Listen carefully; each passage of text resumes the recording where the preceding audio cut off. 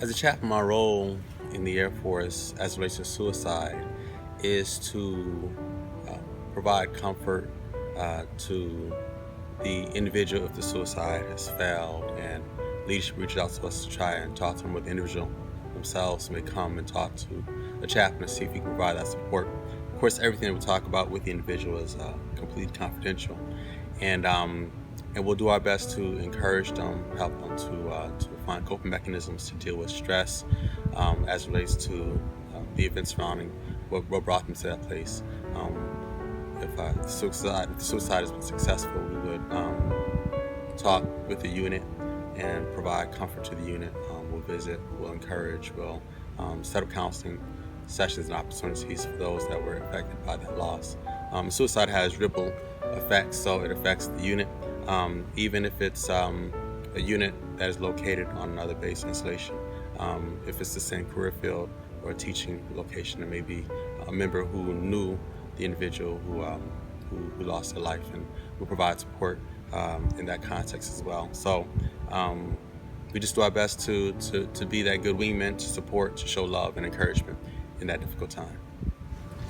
So the first memorial service I did for suicide, it was a individual who took their life, and um, you know, as I was at the memorial, I heard people share how they were sad, it was unexpected, but they also noticed that he was kind of to himself from time to time, and he had mentioned some pretty sad feelings, and so it was a sad situation where ultimately he had a plan and he carried out the plan, and so I had the opportunity to go and at the direction of leadership. So they'll contact the chaplain and say, hey, we lost somebody in our unit and if you can provide support. So I'll go, did a brief with the group at large, and then just go section by section, talk to people, see how they're doing, trying to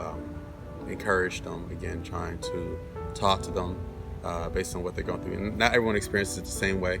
A number of people may not have known the person personally or at any intimate level, but they're going through their own mind, reflecting, what they're going through in their lives, and how sad it is for someone that is their peer, their age, who took their life. And there are those who did know the individual personally, and they're taking it more difficult because they're thinking, what could I have done?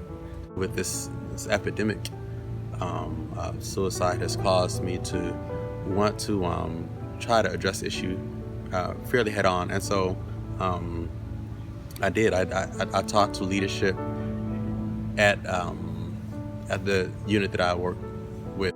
The question that I inquired of them is, how can we create a positive atmosphere so that our airmen feel as if, they're not lonely, like they belong, and hopefully we'll combat this issue.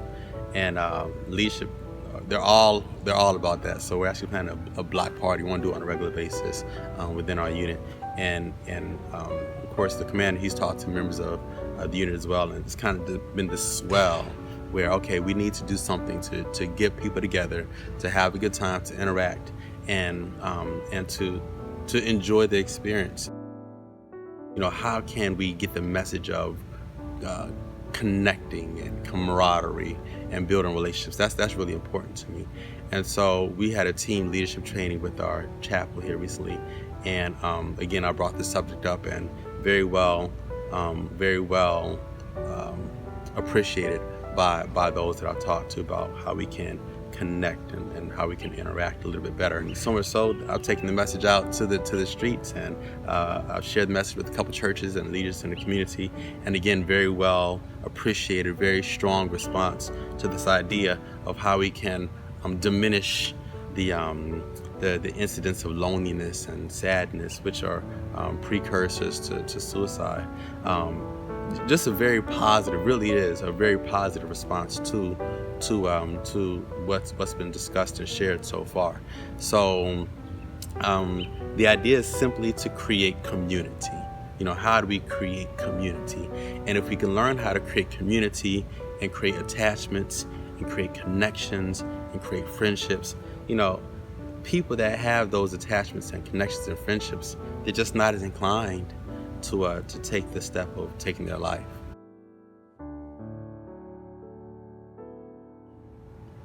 Facts are that if you're able to intervene in that moment, it's like that if you're able to keep them, so to speak, talk them off the ledge, that they'll never get back on that ledge again.